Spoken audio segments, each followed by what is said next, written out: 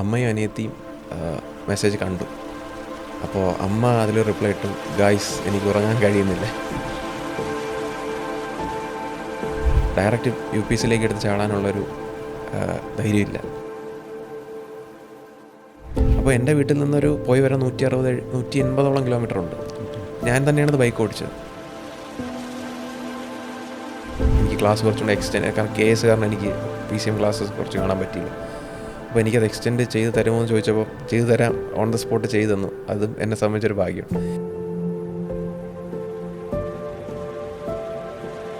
Hello everyone, welcome to another episode of Toppers Talk at Fortune Ice Academy.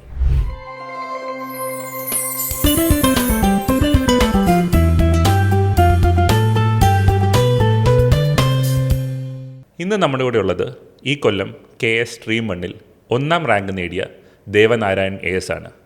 കൂടുതൽ വിശേഷങ്ങൾ നമുക്ക് ദേവനോട് തന്നെ ചോദിച്ച് മനസ്സിലാക്കാം. Hi Devan. Hi sir. KS 1ാം റാങ്ക് ദേവനാരായണൻ AS, ഇത് റിസൾട്ടിൽ കണ്ടപ്പോൾ എന്തായിരുന്നു മനസ്സിൽ വന്ന ഫസ്റ്റ് തോട്ട്?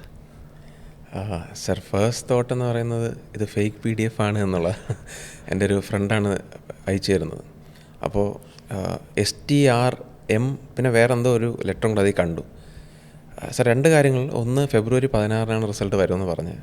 2, STRM അങ്ങനെ എന്തോ ഒരു വാക്കാണ് ആ PDF-ൻ്റെ നെയിമായിട്ട് കണ്ടത്. അപ്പോൾ PSC അങ്ങനെ ഇടില്ല എന്നുള്ളതിൽ ഞാൻ നോക്കിയില്ല. അപ്പോൾ താഴെ ആ ഫ്രണ്ട് വാട്സപ്പിൽ ഫയർ ഇമോജി, ലവ് ഇമോജിയൊക്കെ ഇട്ട് തുടങ്ങിയപ്പോൾ ഞാനൊന്ന് കയറി നോക്കിയപ്പോൾ പേര് കണ്ടു. അപ്പോൾ തുടങ്ങിയ വിറയിലാണ്, ഇപ്പോഴും പോയിട്ടില്ല. ഫസ്റ്റ് റിയാക്ഷൻ അതാണ് സാർ. അപ്പോൾ ഒബ്വിയസ്ലി റിസൾട്ട് വന്നു കഴിഞ്ഞപ്പം ഒത്തിരി പേര് വിളിച്ച് കാണും, ഒത്തിരി പേര് വീട്ടിലോട്ട് വന്ന് കാണും. പക്ഷേ മോസ്റ്റ് ഇമ്പോർട്ടൻ്റ്ലി നമ്മുടെ കൂടെ ഉണ്ടായിരുന്ന നമ്മുടെ വീട്ടുകാർ, റൈറ്റ്? അപ്പോൾ ദേവനാരായണൻ്റെ ഫാമിലി, അവരെക്കുറിച്ചൊന്ന് പറയാമോ? ആൻഡ് ഇന്നലെ അവരുടെ കൂടെ ഉണ്ടായിരുന്ന ആ ഒരു ജേണി, ആ ഒരു എക്സ്പീരിയൻസ്, അതൊന്ന് പറയാമോ? സർ, വീട്ടിൽ അച്ഛൻ, അമ്മ, അമ്മൂമ്മ, പിന്നെ ഞാനും എൻ്റെ 2 സഹോദരങ്ങളാണുള്ളത്. അപ്പോൾ ഇവർ എല്ലാവരും ഒരുമിച്ച് ഉണ്ടാകണമെന്നായിരുന്നു എൻ്റെ ആഗ്രഹം. അപ്പോൾ ഫോർച്ചുനേറ്റ്ലി അതിന് സാധിച്ചു. അച്ഛൻ കടയിലായിരുന്നു, പക്ഷേ വന്നു. പിന്നെ കൂടാതെ എൻ്റെ അമ്മയുടെ അച്ഛനും അമ്മയുടെ അമ്മയും ഉണ്ട്. അമ്മയുടെ അമ്മയ്ക്ക് സുഖമില്ലായിരുന്നു. അപ്പോൾ ഹോസ്പിറ്റലിൽ നിന്ന് നേരെ ഞങ്ങളുടെ വീട്ടിലാണ് കൊണ്ടുവന്നത്. അവരെ ശരിക്കും സ്ഥലം കടക്കിലാണ്. അപ്പോൾ ഈ ഒരു യാത്രയിൽ ഞാൻ ഏറ്റവും കൂടുതൽ വിജയിച്ച് കാണണമെന്ന് ആഗ്രഹിച്ചിരുന്ന ഒരാൾ അപ്പൂപ്പനാണ്, അതായത് അമ്മയുടെ അച്ഛൻ. അപ്പോൾ ഈ ഒരു ഹോസ്പിറ്റൽ കേസ് മൂലമാണ് അദ്ദേഹം വീട്ടിൽ ഉണ്ടായിരുന്നത്. പക്ഷേ അത് ഒരു അനുഗ്രഹമാണെന്ന് പറയുന്നതിൽ തെറ്റുണ്ടോ എന്ന് എനിക്കറിയില്ല. പക്ഷേ അപ്പൂപ്പനത് കാണാൻ പറ്റി. റിസൾട്ട് വന്നു, വാർത്തയിൽ ഇങ്ങനെ പേര് പറയുന്നു, അപ്പൂപ്പൻ കരഞ്ഞു തുടങ്ങി. അപ്പോൾ ആ ഒരു കരച്ചിൽ, അപ്പൂപ്പനെ കരയിച്ചു എന്നുള്ള പേരുണ്ടെങ്കിൽ പോലും അത് ആ ഒരു മൊമെൻറ്റ് അത് വളരെയധികം ഫോർച്ചുനേറ്റ് ആയിരുന്നു. അമ്മയും അച്ഛനൊക്കെ എന്ത് പറഞ്ഞു? സാർ, അമ്മയും ഇതുവരെ ആ ഒരു ഇതിലാണ്. അച്ഛനും വളരെ സന്തോഷം. എൻ്റെ ഈ ഒരു റിസൾട്ട് എൻ്റെ അച്ഛനും അമ്മയ്ക്കും അവകാശപ്പെട്ടതാണ് അറ്റ് ഫസ്റ്റ്. എൻ്റെ ഫാമിലി അതിൽ അച്ഛനും അമ്മയും ടോപ്പ്. നമ്മൾ ഇന്നലെ രാത്രി 2 മണിക്ക് വരെ മെസ്സേജ് അയക്കുന്നുണ്ടായിരുന്നു. അപ്പോൾ ഇന്നലെ തീരെ ഉറങ്ങാൻ പറ്റിയില്ലേ? സാർ, തീരെ ഉറങ്ങാൻ പറ്റില്ല എന്ന് ചോദിച്ചാൽ ഞാൻ ഉറങ്ങിയിട്ടില്ല.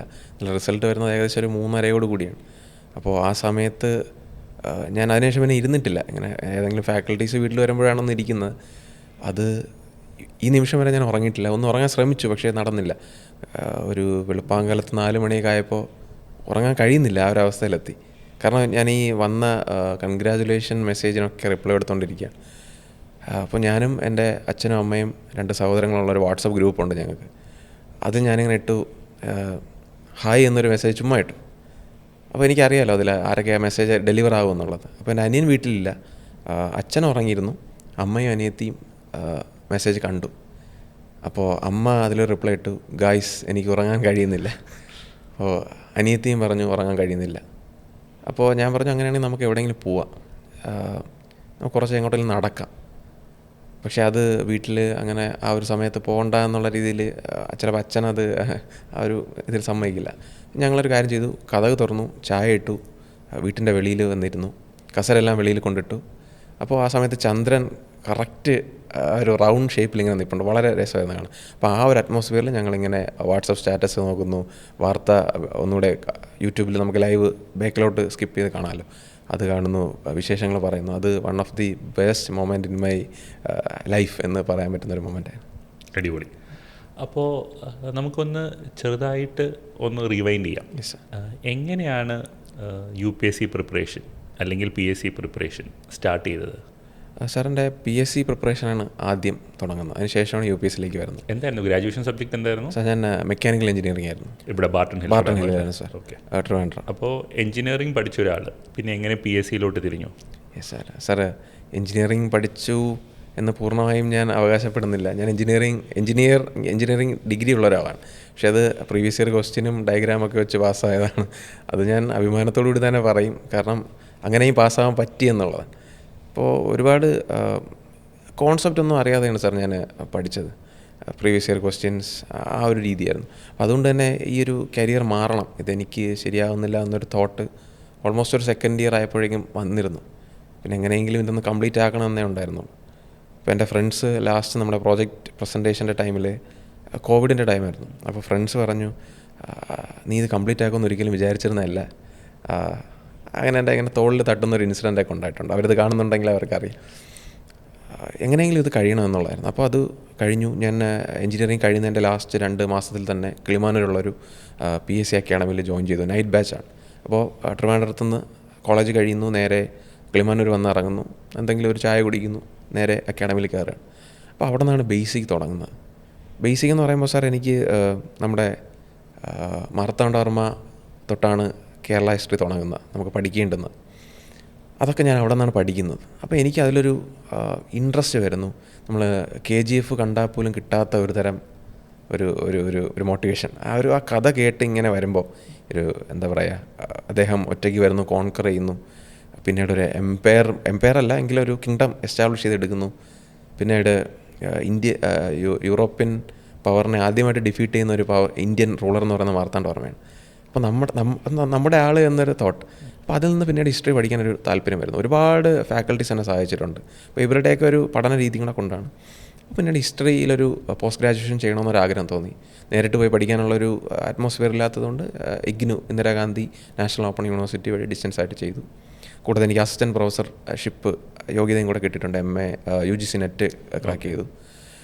അപ്പോൾ ഇതായിരുന്നു സാർ ഒരു ജേണി. 2 റീസണാണ്. ഒന്ന്, എനിക്ക് എഞ്ചിനീയറിങ്ങിനോടുള്ള താല്പര്യം പോയിരുന്നു. 2, ഹിസ്റ്ററി പഠിക്കാനുള്ളൊരു താല്പര്യം കൂടിയിരുന്നു. ഓക്കെ. അപ്പോൾ നമ്മൾ PSC ആദ്യമേ ഡിഗ്രി ലെവലാണോ ട്രൈ ചെയ്തത്, അതോ 10th ഗ്രേഡോ അങ്ങനെ എന്തെങ്കിലും ആണോ സ്റ്റാർട്ട് ചെയ്തത്? സാർ എൻ്റെ അൾട്ടിമേറ്റ് ഒബ്ജക്റ്റീവ് എനിക്ക് UPSC എഴുതണമെന്ന് തന്നെയായിരുന്നു. അന്ന് ഈ പ്ലാനുണ്ട്? ഞാൻ പറഞ്ഞല്ലോ, ഒരു സെക്കൻഡ് ഇയർ കഴിഞ്ഞപ്പോൾ തൊട്ട്. സാർ അതൊരു ഇൻസിഡൻ്റാണ്. ഞാൻ കോവിഡിൻ്റെ ടൈമിൽ രാവിലെ ഇഡ്ഡലി കഴിക്കുന്നൊരു ദിവസം എനിക്ക് എൻ്റെ മനസ്സിലെ ആ ഒരു സീനാണ്. അപ്പോൾ അമ്മ അടുക്കളയിൽ നിൽക്കുന്നു. അമ്മ ഇങ്ങനെ പറയുകയാണ്, നിനക്ക് സിവിൽ സർവീസ് എഴുതിക്കൂടെ? സാർ ആ ഒരൊറ്റ ചോദ്യമാണ് ഇന്ന് എനിക്ക് ഇവിടെ ഇരിക്കുന്നതിൻ്റെ അടിസ്ഥാന കാരണം. അപ്പോൾ ഞാൻ ചോദിച്ചു, അതൊന്നും നമുക്ക് പറ്റുന്ന ഇതല്ല, നമുക്ക് PSC ഒക്കെ മതി എന്നുള്ള രീതിയിൽ. പക്ഷേ അമ്മ പറയുന്നൊരു കാര്യമുണ്ട്, ബാക്കിയുള്ള ആളുകൾക്ക് പറ്റുമെങ്കിൽ നിന്നെക്കൊണ്ട് പറ്റും എന്നൊരു ഡയലോഗ് സ്ഥിരം ഇപ്പോഴും ഒരു മന്ത്രമായിട്ട് ഇങ്ങനെ ഉള്ളൊരു ഡയലോഗ്. അപ്പോൾ അതിൽ നിന്ന് ആ സമയത്താണ് യൂട്യൂബിലൊക്കെ വീഡിയോസ് വരുന്നത്. അന്നൊക്കെ യൂട്യൂബിൽ സിവിൽ സർവീസ് മലയാളത്തിൽ വരുന്ന ടൈമാണ്. അതിന് മുന്നേ ഇല്ല, കണ്ടൻറ്റ് വളരെ കുറവാണ്. അങ്ങനെ അത് കണ്ട് എന്താണ് എക്സാം എന്ന് പഠിക്കുന്നു. ഓക്കെ, പറ്റും. പക്ഷേ ഡയറക്റ്റ് UPSCയിലേക്ക് എടുത്ത് ചാടാനുള്ളൊരു ധൈര്യമില്ല എന്ന് തന്നെ പറയണം. അതാണ് എക്സാക്ട്ലി ട്രൂത്ത്. അതാണ് ശരി. അങ്ങനെയാണെങ്കിൽ PSC നോക്കാം, അതിനുശേഷം UPSCയിലേക്ക് വരാം. അപ്പോൾ PSC നോക്കുമ്പോൾ എന്തെങ്കിലും ഒരു ജോലി, എനിക്ക് വൈകുന്നേരങ്ങളിൽ പാർട്ട് ടൈം ആയിട്ടെങ്കിലും UPSC പഠിക്കാനൊരു ജോലി, അങ്ങനെയാണ് തുടങ്ങുന്നത്. ഞാൻ ആദ്യം ജോയിൻ ചെയ്തൊരു ബിവറേജസ് കോർപ്പറേഷനിലെ LD ബാച്ചാണ്. LD ബാച്ചിന് വേണ്ടി പ്രിപ്പയർ ചെയ്തു. പിന്നീട് അതിൽ നിന്ന് ഗ്രാജുവലി ഡെവലപ്പായി ഡിഗ്രി ലെവൽ വരെ എത്താൻ പറ്റും എന്നൊരു മോട്ടിവേഷൻ വരുന്നു. കാരണം അൾട്ടിമേറ്റ് സിവിൽ സർവീസാണ്. അപ്പോൾ ഞാൻ ഡിഗ്രി ലെവലിലേക്ക് എത്തേണ്ടതുണ്ട്, അതിൻ്റെ ഒരു എയിമാണ്. അങ്ങനെ എത്തി ഡിഗ്രി ലെവൽ എക്സാംസ് ഒരുപാട് പിന്നീട് ക്രാക്ക് ചെയ്യാൻ പറ്റുന്നു. പിന്നെ UPSC പ്രിലിംസ് ക്രാക്ക് ചെയ്യാൻ പറ്റി, മെയിൻസ് പറ്റിയില്ല. അപ്പോൾ ഇതാണ് ഇതുവരെയുള്ളൊരു ജേണി. അപ്പോൾ ഡിഗ്രി ലെവൽ PSC എക്സാമിനേഷൻസും അതുപോലെ തന്നെ ഡിഗ്രി ലെവലാണ് UPSC എക്സാമിനേഷൻ. അപ്പോൾ ഇത് രണ്ടും തമ്മിലുള്ള വ്യത്യാസം അതൊന്ന് പറഞ്ഞുതരാമോ? Sir, degree level prelims versus UPSC prelims എന്നൊരു കമ്പാരിസൺ പറയുകയാണെങ്കിൽ അത് റിയൽ കമ്പാരിസൺ അല്ല. കാരണം degree level mains versus UPSC പ്രിലിംസാണ് നമ്മൾ കമ്പയർ ചെയ്യേണ്ടത്. ഡിഗ്രി ലെവൽ പ്രിലിംസിൻ്റെ ഒരു അഡ്വാൻറ്റേജ് എന്ന് പറയുന്നത് അത് 50 മാർക്കിന് നോൺ GK പാർട്ടാണ്. PSCയുടെ കാര്യമാണ്.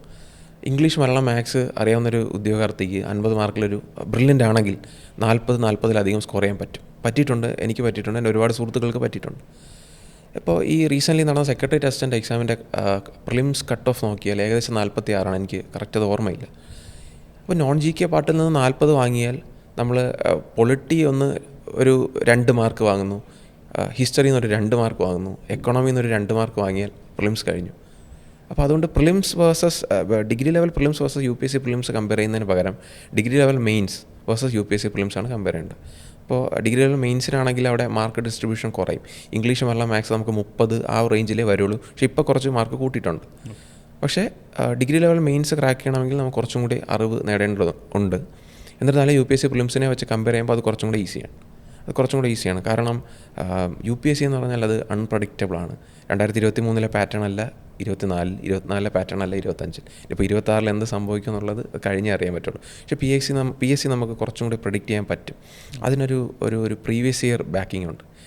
ഞാനിപ്പോൾ 2020 ശേഷം കറക്റ്റ് 2021 മുതൽ ഇങ്ങോട്ടുള്ള ഒരുവിധം എല്ലാ PSC ക്വസ്റ്റ്യൻസും ചെയ്തിട്ടുണ്ട്. PSC MCQ ചെയ്യുക എന്നുള്ളതൊരു രസമാണ്. അപ്പോൾ അത് ചെയ്യുമ്പോൾ നമുക്ക് ഇതിൻ്റെ വ്യത്യാസം മനസ്സിലാവും. അപ്പോൾ ഇതാണ് ഇതിൻ്റെ ഒരു അടിസ്ഥാനപരമായിട്ടുള്ള വ്യത്യാസം. ഓക്കെ. അപ്പോൾ UPSCക്ക് വേണ്ട സ്കില്ലും PSCക്ക് വേണ്ട സ്കില്ലും ഡിഫറെൻ്റ് ആണെന്ന് ദേവൻ പറയുമോ, അതോ ഓൾമോസ്റ്റ് സിമിലർ ആണോ? ആൻഡ് ഓൾസോ അതിൻ്റെ ഹാർഡ് വർക്ക്, രണ്ടിൻ്റെയും ഹാർഡ് വർക്ക് തമ്മിൽ എത്രത്തോളം ഡിഫറൻസ് കാണും? ഓക്കെ സർ, സിമിലർ ആണ് എന്നുള്ളത് ആസ്പിറൻറ്റിനെ ഡിപ്പെൻഡ് ചെയ്തിരിക്കും. ഇപ്പോൾ കുട്ടിക്കാലം മുതലേ പത്രം വായിച്ചു വരുന്ന ഒരാളാണ്, അദ്ദേഹം ഇവിടുത്തെ പൊളിറ്റിയും നമ്മുടെ എക്കണോമിക് സിനാരിയൊക്കെ അറിയാവുന്ന ഒരാളാണെങ്കിൽ അദ്ദേഹത്തിന് UPSC PSC ആ ഒരു ഗ്യാപ്പ് വളരെ കുറവായിരിക്കും. അദ്ദേഹത്തിനൊരു ബേസിക് കേരള ഫാക്റ്റ് അദ്ദേഹത്തിൻ്റെ കയ്യിലുണ്ട്. UPSCക്ക് വേണ്ടുന്ന ആ ഒരു MCQ സ്കില്ല് ഡെവലപ്പ് ചെയ്യുക, ആൻസർ റൈറ്റിംഗ് ചെയ്യുക എന്നുള്ളതാണ് ആ ഒരു വ്യത്യാസം. സോ രണ്ട് ഹാർഡ് വർക്കിൻ്റെ കേസ് അത് ഏത് എക്സാമിന്, അതിപ്പോൾ UKG പഠിക്കുന്ന കുട്ടിക്ക് പോലും ഹാർഡ് വർക്ക് വേണം ഇന്നത്തെ കാലത്ത്. അപ്പോൾ എക്സാം അല്ലെങ്കിൽ മറ്റ് സ്കില്ല് ഡെവലപ്പ് ചെയ്യാൻ. ഇപ്പോൾ SSLC exam one of the എന്താ പറയുക പേടിപ്പെടുത്തുന്നൊരു എക്സാമാണ് ഇപ്പോൾ കുട്ടികൾക്കിടയിൽ. എനിക്ക് അടുത്തിടെ ഞാൻ പഠിച്ചിരുന്നൊരു ട്യൂഷൻ സെൻറ്ററിൽ പഠിപ്പിക്കാനൊരു അവസരം കിട്ടി. കുട്ടികൾ വളരെ പേടിച്ചാണ് ഇരിക്കുന്നത് ആ ക്ലാസ്സിൽ. ഇംഗ്ലീഷ് മീഡിയം ഉണ്ട്, മലയാളം മീഡിയം ഉണ്ട്. മീഡിയം വ്യത്യാസം എന്നതിനപ്പുറം 2 മീഡിയം പേടിച്ചാണ് ഇരിക്കുന്നത്. അവരെന്നെ കാണുമ്പോൾ പോലും ആ പേടി നമുക്കറിയാൻ പറ്റും കുട്ടികളുടെ ഇടയിൽ. അപ്പോൾ ഹാർഡ് വർക്ക് എന്നുള്ളത് എവിടെയുണ്ട്. അത് എക്സാമിനെന്ന് മാത്രമല്ല, ഇപ്പോൾ ഈവൻ കോർപ്പറേറ്റ് മേഖല ആയിക്കോട്ടെ അല്ലെങ്കിൽ എന്തോ ആയിക്കോട്ടെ, എവിടെ ഹാർഡ് വർക്ക് വേണം. പക്ഷേ PSCയിലെ ഹാർഡ് വർക്ക് എന്ന് പറയുന്നത് നമുക്ക് അവിടെ ഒരു ടൈം ലിമിറ്റ് കുറയ്ക്കാൻ പറ്റും. ഇപ്പോൾ ഈ ഒരു 6 മാസം നമ്മളൊന്ന് സെറ്റായാൽ PSCയുടെ ഒരു പ്രിലിംസ് ക്രാക്ക് ചെയ്യാൻ പറ്റും എന്ന് എനിക്കും എൻ്റെ കൂട്ടുകാർക്കും നേരിട്ട് കണ്ട് മനസ്സിലാക്കിയ കാര്യമാണ്. പക്ഷേ UPSCക്ക് കുറച്ചും കൂടെ ടൈം വേണം. UPSCക്ക് നമ്മൾ പ്രിലിംസ് സെറ്റാക്കുന്നതിനോടൊപ്പം മെയിൻസും സെറ്റാവേണ്ടതുണ്ട്. അപ്പോൾ അവിടെ ഒരു ഡബിൾ ബാരിയർ എന്ന് പറയില്ലേ നമ്മൾ, അല്ലെങ്കിൽ അൺസീൻ ബാരിയറായിട്ട് അങ്ങനെ ഒരു ഫാക്ടർ അവിടെ വരുന്നുണ്ട്. അപ്പം ഇതിനെ ഒരു ഇൻ്റഗ്രേറ്റഡ് ഹോളിസ്റ്റിക് രീതിയിൽ കൊണ്ടുപോയാൽ 2 എക്സാമും പറ്റും. ഇപ്പോൾ ഇന്നത്തെ കാലത്ത് കേസും കൂടെ ഉള്ള സാഹചര്യത്തിൽ ആ ഗ്യാപ്പ് വീണ്ടും കുറയുകയാണ്. PSC UPSC എന്നൊരു ഗ്യാപ്പ് കുറയുകയാണ്. അപ്പോൾ PSCയിൽ നമുക്ക് എത്തിക്സ് ഇല്ല, UPSCയിൽ എത്തിക്സ് ഉള്ളൂ. സെപ്പറേറ്റ് അത് പഠിക്കുക എന്നുള്ള വ്യത്യാസം മാത്രമേ അവിടെ വരുന്നുള്ളൂ. പിന്നെ അങ്ങനത്തെ ഇപ്പോൾ ഇൻറ്റേർണൽ സെക്യൂരിറ്റി ആയിക്കോട്ടെ അല്ലെങ്കിൽ അങ്ങനെ കുറച്ച് വിഷയങ്ങൾ അത് പഠിക്കുക, അതും ഈസി ആയിട്ട് ക്രാക്ക് ചെയ്യാൻ പറ്റുന്നതാണ്. KSയും UPSCയും സിമിലർ ആണോ? ഡിഫറൻസ് എന്താണുള്ളത്? സർ, സിലബസ് പ്രകാരമാണെങ്കിൽ നമുക്ക് UPSCയിൽ കേരള മൊഡ്യൂളില്ല. ഇവൻ ഹിസ്റ്ററിയിൽ ശ്രീനാരായണ ഗുരു ചോദിക്കാം, അത് ഒരു കേരളത്തിൽ നിന്നൊരു എക്സാം അല്ലെങ്കിൽ ശങ്കരാചാര്യർ ചോദിക്കാം. പക്ഷേ PSCയിലേക്ക് വരുമ്പോൾ അവിടെ കേരള ഫാക്റ്റ് മസ്റ്റാണ്. ഇപ്പോൾ PK റോസി എന്നുള്ളത് ഇപ്രാവശ്യം KSൻ്റെ പേപ്പർ 1ൻ്റെ ക്വസ്റ്റ്യൻ ആയിരുന്നു, അല്ലെങ്കിൽ അന്നാ ചാണ്ടി. അപ്പോൾ PK റോസി നമ്മൾ പഠിച്ചില്ലെങ്കിലും സിനിമ കണ്ടാൽ മനസ്സിലാവും. അന്നാ ചാണ്ടി നമുക്ക് ഒരു ഫാക്റ്റ് അറിയായിരിക്കും, ചിലപ്പോൾ ആദ്യത്തെ വനിതാ ജഡ്ജ് എന്നുള്ളൊരു ഫാക്റ്റ് അറിയാം. പക്ഷേ നമുക്കൊരു പേജ് എഴുതണം. ഒരു പേജ് എഴുതുമ്പോൾ നമ്മൾ കേരള ഹിസ്റ്ററി എന്നുള്ളൊരു കാര്യങ്ങൾ അവിടെ പഠിച്ചാൽ മാത്രമേ അത്തരം കാര്യങ്ങൾ എഴുതാൻ പറ്റുള്ളൂ. ഇപ്പോൾ ഫോർ എക്സാമ്പിൾ സാർ, രാമു കാര്യാട്ടിൻ്റെ നെല്ല് എന്ന് പറയുന്ന സിനിമയുടെ ഒരു സ്ട്രാറ്റജിക് അഡാപ്റ്റേഷൻ ആണെന്ന് തോന്നുന്നു, അങ്ങനെ ഒരു ക്വസ്റ്റ്യൻ ഉണ്ടായിരുന്നു സാർ. അതിന് പക്ഷേ കേരള ഫാക്റ്റ് പഠിക്കണമെന്നില്ല. കാരണം കേരള PSC പഠിച്ച ഒരാളും രാമു കാര്യാട്ടിൻ്റെതാണ് നെല്ലെന്ന് പഠിക്കും, പക്ഷേ മറ്റ് ഡിറക്ഷൻ അല്ലെങ്കിൽ അവിടുത്തെ ഒരു ലാൻഡ്സ്കേപ്പ് അങ്ങനെ പഠിക്കുന്നില്ല. അത് നമ്മൾ രാമു കാര്യാട്ടിൻ്റെ അല്ലെങ്കിൽ കേരളത്തിൻ്റെ വെസ്റ്റേൺ ഗട്ട്സ് മനസ്സിൽ കരുതുക, അല്ലെങ്കിൽ അന്നത്തെ ആ ഒരു കാലഘട്ടത്തിലെ നടിമാർ എങ്ങനെയാണ്, അന്നത്തെ ഒരു പാട്ടിൻ്റെ രീതി, കടൽ, പച്ചപ്പ്, ഇതൊക്കെ വെച്ച് എഴുതേണ്ടുന്നൊരു ക്വസ്റ്റ്യനാണ്. അതുപോലെ തന്നെ കനയ കുഞ്ഞിരാമൻ്റെ യക്ഷി എന്നുള്ളത്, അത് റീസെൻ്റ്ലി ഒരു വളരെ കോൺട്രവേഴ്സ്യൽ ആയിട്ടുള്ളൊരു ഇഷ്യൂ ഉണ്ടായി യക്ഷിയുമായി ബന്ധപ്പെട്ട്. ഇതൊന്നും നമ്മൾ UPSCയിൽ പഠിക്കുന്നില്ല, ഇതൊക്കെ PSCക്കുള്ളതാണ്. അപ്പോൾ PSCയുടെ കുറച്ച് ബേസ് എന്തായാലും ഉണ്ടായിരിക്കണം. പക്ഷേ UPSCയുടെ ആൻസർ റൈറ്റിംഗ് മസ്റ്റാണ്. എന്ന് പറഞ്ഞാൽ UPSCയുടെ ആൻസർ റൈറ്റിംഗ് ചെയ്യാത്തവരും KS നേടുന്നുണ്ട്. പക്ഷേ UPSC നിങ്ങൾ പഠിക്കുകയാണെങ്കിൽ കേരളത്തിൻ്റെ കുറച്ച് ക്രാഷ് കോഴ്സ് പോലെ പഠിക്കുക, ഈസി ആയിട്ട് KS നേടിയെടുക്കാൻ പറ്റുന്നതാണ്. എനിക്ക് തോന്നുന്നു ഈ കൊല്ലം റിസൾട്ട് വന്നപ്പോഴും ഏറ്റവും കൂടുതൽ കുട്ടികൾ UPSC ബാക്ക്ഗ്രൗണ്ട് ഉള്ളവരാണ് KS ക്ലിയർ ചെയ്തിരിക്കുന്നത്. ദേവൻ ഇൻട്രസ്റ്റിംഗ്ലി സ്കിൽ എന്നുള്ള വാക്ക് 1-2 പ്രാവശ്യം ഉപയോഗിച്ചു. അന്ന് നമ്മൾ സ്കോളർഷിപ്പ് ഇൻ്റർവ്യൂവിന് കണ്ടപ്പോഴും MCQ സോൾവിങ് സ്കിൽ എന്ന് പറഞ്ഞിരുന്നു. ഇപ്പോൾ ആൻസർ റൈറ്റിംഗ് സ്കില്ലിനെ കുറിച്ച് പറഞ്ഞു. അപ്പം ഈ സ്കില്ല് നമ്മൾ എങ്ങനെയാണ് ഡെവലപ്പ് ചെയ്യുക? സർ ഞാൻ എൻ്റെ എക്സാമ്പിൾ പറയാൻ ആഗ്രഹിക്കുകയാണ്. സർ ഞാൻ അന്ന് സ്കോളർഷിപ്പ് ഇൻ്റർവ്യൂവിന് സാറിനോട് പറഞ്ഞു, സാർ എന്നോട് ചോദിച്ചു ഓൾറെഡി PCM ഒക്കെ കഴിഞ്ഞതാണ്, ഒരു പ്രിലിംസ് ഇപ്പോൾ ക്വാളിഫൈ ചെയ്തു UPSC, പിന്നെ എന്തിനാണ് ഒരു ബാച്ച് എന്ന് ചോദിച്ചു. സാർ എനിക്ക് MCQ സ്കില്ലുണ്ട് പക്ഷേ കണ്ടൻ്റ് ഇല്ല. ഇതാണ് ആ ഒരു വ്യത്യാസം. സാർ ഞാൻ അത്ര എക്സ്പേർട്ടാണെന്ന് പറയില്ല, പക്ഷേ എന്നാലും ഒരു ക്വസ്റ്റ്യൻ കാണുമ്പോൾ അത് ഫ്രെയിം ചെയ്യിക്കുന്ന രീതി നമുക്ക് മനസ്സിലാവും. UPSCയുടെ NDAയുടെ ക്വസ്റ്റ്യൻസ്, CASF, ഇങ്ങനെ ഒരുപാട് എക്സാംസ് ഉണ്ടല്ലോ, CD കമ്പൈൻഡ് ഡിഫൻസ് സർവീസ്, ഇങ്ങനെ ഒരുപാട് എക്സാംസ് ഉണ്ട്. അപ്പോൾ ഇതിൻ്റെയൊക്കെ ക്വസ്റ്റ്യൻ ഞാൻ എടുത്ത് ചെയ്യും. എങ്ങനെ ചെയ്യുമെന്ന് വെച്ചാൽ ഞാൻ എൻ്റെ ടാബിൽ എക്സാക്റ്റ് ആ PDF തന്നെ എടുക്കും. എനിക്ക് ആ UPSCയുടെ ആ ഒരു പേജും അതിലെ ബാർകോഡും നടുക്കൂടെയുള്ള ആ ഒരു ലൈനും ഇതൊക്കെ കാണുമ്പോൾ ഒരു മസിൽ മെമ്മറി എന്ന് പറയുന്ന പോലെ, എന്താണെന്ന് അറിയില്ല സാർ, ഒരുപാട് ക്വസ്റ്റ്യൻസ് ചെയ്യുന്നതുകൊണ്ടായിരിക്കും MCQ നമുക്ക് ചെയ്യാൻ പറ്റും. ഇപ്പോൾ സ്കിൽ എന്നതുകൊണ്ട് ഉദ്ദേശിക്കുന്നത് നമുക്ക് ക്വസ്റ്റ്യൻ കാണുമ്പോൾ ശരിയായിട്ടുള്ള ആൻസർ കണ്ടെത്താൻ കഴിഞ്ഞില്ലെങ്കിലും റോങ് ആയിട്ടുള്ളത് കട്ട് ചെയ്യുക. അതാണ് അവിടെ സ്കിൽ. ഒരു എലിമിനേഷൻ ചെയ്യുക. അതിന് ഈ പ്രാക്ടീസിലൂടെ ഒരു മസിൽ മെമ്മറി പോലെയാവും. Yes sir. ഞാൻ UPSC പ്രിലിംസിനോട് അടുത്തിരുന്ന സമയത്ത് സാർ ലാസ്റ്റ് ഒരു 40 ഡേയ്സ് എടുക്കാം. ലാസ്റ്റ് ഒരു 40 ഡേയ്സിൽ ഞാനൊരു 2 സെറ്റ് ക്വസ്റ്റ്യൻ, അതായത് 200 MCQ ഇങ്ങനെ ചെയ്യും. അത് എല്ലാ ദിവസവും ചെയ്യും. പക്ഷേ അത് അവസാന 10 ദിവസം ചെയ്തിരുന്നില്ല. കാരണം UPSC പ്രിലിംസിൻ്റെ അവസാന 10 ദിവസം ഞാനത് കിട്ടില്ല എന്നുള്ള രീതിയിൽ ഞാൻ കുഴപ്പമില്ല, അടുത്ത പ്രാവശ്യം നോക്കാം എന്നുള്ള രീതിയിൽ ഞാൻ വിട്ടിട്ട് വേറെ PSCയിലേക്ക് തന്നെ തിരിഞ്ഞ ഒരാളാണ്. പക്ഷേ അത് ഞാൻ പ്രിലിംസ് കിട്ടി. അത് ഈ MCQ സോൾവിങ് സ്കില്ലാണ് സാർ. ഇപ്പോൾ ഒരു എക്സാമ്പിൾ കൂടെ പറയാം. ഫോർച്യൂണിൻ്റെ മോക്ക് ഇൻ്റർവ്യൂവിൽ ഒരു ക്വസ്റ്റ്യൻ വന്നിരുന്നു സാർ, കോക്കോ ഗെയിംസുമായി ബന്ധപ്പെട്ടൊരു ക്വസ്റ്റ്യനാണ്. UPSC പ്രിലിംസിലും അങ്ങനെ ഒരു ക്വസ്റ്റ്യൻ ഉണ്ടായിരുന്നു. പക്ഷേ സാർ MCQ സാർ ചോദിച്ച സ്കില്ലിൻ്റെ ഒരു എക്സാമ്പിളാണ് ഞാൻ പറയുന്നത്. സാർ അതിലൊരു ക്വസ്റ്റ്യൻ ഉണ്ടായിരുന്നു, എക്സാക്റ്റ് ഞാൻ ഓർക്കുന്നില്ല, പക്ഷേ ആ ക്വസ്റ്റ്യനിൽ മെയിൽ പ്ലെയേഴ്സിൻ്റെ മാച്ച് ഫീമെയിൽ പ്ലെയേഴ്സിൻ്റെ മാച്ചുമായിട്ട് അവർ സ്കോർ കാർഡ് ചേഞ്ച് ചെയ്തിട്ടിരുന്നു സാർ. അപ്പോൾ നമ്മൾ ഈ സ്കില്ലിൻ്റെ എക്സാമ്പിൾ പറയുമ്പോൾ പൊതുവെ ഒരു മാച്ച് നമ്മൾ കാണുന്നു, ഇപ്പോൾ India versus Argentina football match എന്ന് എടുക്കാം. അപ്പോൾ ഇന്ത്യ ഒരു 10 ഗോൾ സ്കോർ ചെയ്താൽ അർജൻറ്റീന ചിലപ്പോൾ ഒരു 11 അല്ലെങ്കിൽ 9, ആ ഒരു വ്യത്യാസം, ഒരു 1-2 വ്യത്യാസം. പക്ഷേ നമ്മളൊരു ഫീമെയിൽ മാച്ച് എടുക്കുകയാണെങ്കിൽ അവിടെ വ്യത്യാസം വളരെ വലുതായിരിക്കും. ഇവിടെ ജെൻഡർ ഇഷ്യൂ പറയുന്നതല്ല, ഒരു സാധാരണ സിനാരിയോ പറയുന്നതാണ്. ഒരു 10 സ്കോർ ഒരു A ടീം സ്കോർ ചെയ്താൽ ചിലപ്പോൾ B ടീം ഒരു 5-4 നിൽക്കും. അപ്പോൾ അവിടെ ഡിഫറൻസ് വളരെ വലുതാണ്. ഇത് ആ ക്വസ്റ്റ്യൻ പേപ്പറിൽ നോക്കിയപ്പോൾ മനസ്സിലായി, ആ സ്കോർ തമ്മിൽ ഇൻ്റർചേഞ്ച് ചെയ്തിട്ടിരിക്കുകയാണ്. ആ മാച്ചിനെക്കുറിച്ച് ഫോർച്യൂണിൻ്റെ ഓപ്പൺ മോക്കിലുണ്ടായിരുന്നു, പ്രിലിംസിലുണ്ടായിരുന്നു. പക്ഷേ ഈ ഒരു കോൺസെപ്റ്റ് അവിടെ നിന്ന് കിട്ടി. കാരണം 3 സ്റ്റേറ്റ്മെൻറ്റുള്ള ക്വസ്റ്റ്യൻ ആണെന്നാണ് എൻ്റെ ഓർമ്മ. ഫസ്റ്റ് സ്റ്റേറ്റ്മെൻറ്റ് നമുക്ക് ഫോർച്യൂണിൻ്റെ ക്വസ്റ്റ്യനിൽ നിന്ന് കിട്ടും, 2-3 അവർ ഇൻ്റർചേഞ്ച് ചെയ്തിട്ടു. അപ്പോൾ ഇത് കണ്ടെത്തുക എന്നുള്ളതാണ് സ്കില്ലായിട്ട് ഞാൻ കരുതുന്നത്. ഇതിന് കണ്ടൻറ്റിൻ്റെ ആവശ്യമില്ല, അത് ഒരു സ്കില്ലാണ്. അത് ചുറ്റുപാട് നടക്കുന്ന കാര്യങ്ങൾ ഒബ്സർവ് ചെയ്യുക, അതിനെ അപ്ലൈ ചെയ്യുക. അപ്പോൾ ഇതാണ് സർ. എനിക്ക് തോന്നുന്നു നമുക്ക് PSCക്ക് കുറച്ചുകൂടി ഒരു ഡെഫിനറ്റ് ആൻസറിലേക്ക് എത്താൻ നമുക്ക് മെമ്മറി മതി അല്ലേ? പക്ഷേ UPSC ആകുമ്പോൾ നമ്മളൊന്ന് എലിമിനേറ്റ് ചെയ്ത് മോസ്റ്റ് പ്രോബബിൾ ആൻസർ എന്നുള്ളൊരു ആൻസറിലോട്ട് എത്തണം. ശരിയാണോ സാർ? അത് ഒരു പരിധി വരെ. പക്ഷേ പൂർണ്ണമായും പറഞ്ഞാൽ ഇത് കാണുന്ന PSC ആസ്പിറൻസ് പ്രശ്നം ഉണ്ടാക്കും. കാരണം ഇന്നിപ്പോൾ കേരള PSC നമുക്ക് കേവലം ഫാക്റ്റ് കൊണ്ടോ അല്ലെങ്കിൽ അങ്ങനെ എടുക്കാൻ കഴിയുന്ന ഒന്നല്ല. ഇപ്പോൾ നമ്മുടെ LSGD ക്വസ്റ്റ്യൻ പേപ്പർ ആയിക്കോട്ടെ, അല്ലെങ്കിൽ സെക്രട്ടറി ടെസ്റ്റിൻ്റെ പേപ്പർ 1, പേപ്പർ 2 അല്ല, പേപ്പർ 1 ആണ്. അതുപോലെ മറ്റ് ഡിഗ്രിയിലുള്ള എക്സാംസ് നോക്കുമ്പോൾ കുറച്ച് ആഴത്തിൽ തന്നെ പഠിക്കണം. ഇപ്പോൾ നമ്മുടെ PSCയും കുറച്ചുകൂടെ അനാലിറ്റിക്കൽ ആപ്ലിക്കേഷൻ ടൈപ്പ് ക്വസ്റ്റ്യൻസ് ആയി വരും. ആ ട്രാൻസിഷൻ വളരെ ഇപ്പോൾ കുറച്ച് സ്പീഡിലാണ് പോകുന്നത്. UPSCയുടെ ആ ഒരു മോഡലിലേക്കാണ്. ഒരിക്കലും സാർ അത് ഒരു തെറ്റിദ്ധാരണയാണോ എന്ന് എനിക്കറിയില്ല, പക്ഷേ PSC ഒരിക്കലും ഇന്നത്തെ കാലത്ത് പറ്റില്ല.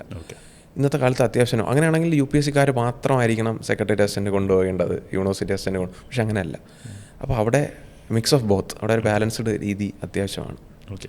അപ്പോൾ അങ്ങനെ ഒരു മിക്സ് ഓഫ് ബോത്ത് ആണെങ്കിൽ, അപ്പോൾ ഇപ്പോൾ PSCക്ക് പഠിക്കുന്ന ഒരാൾക്ക് UPSC ദേവൻ തന്നെ ആദ്യം പറഞ്ഞു ഭയങ്കര എന്നെക്കൊണ്ട് പറ്റുമോ എന്നുള്ളൊരു ചോദ്യമുണ്ട് മനസ്സിൽ, റൈറ്റ്? അപ്പം അതുകൊണ്ടാണ് ആദ്യം PSC കഴിഞ്ഞിട്ട് പിന്നെ UPSC എന്ന് വന്നത്. അപ്പോൾ PSC പഠിക്കുന്ന ഒരാൾക്ക് UPSC ഒരു പോസിബിളായിട്ടുള്ളൊരു ലക്ഷ്യമാണ് എന്ന് പറഞ്ഞാൽ ദേവൻ എന്ത് പറയും?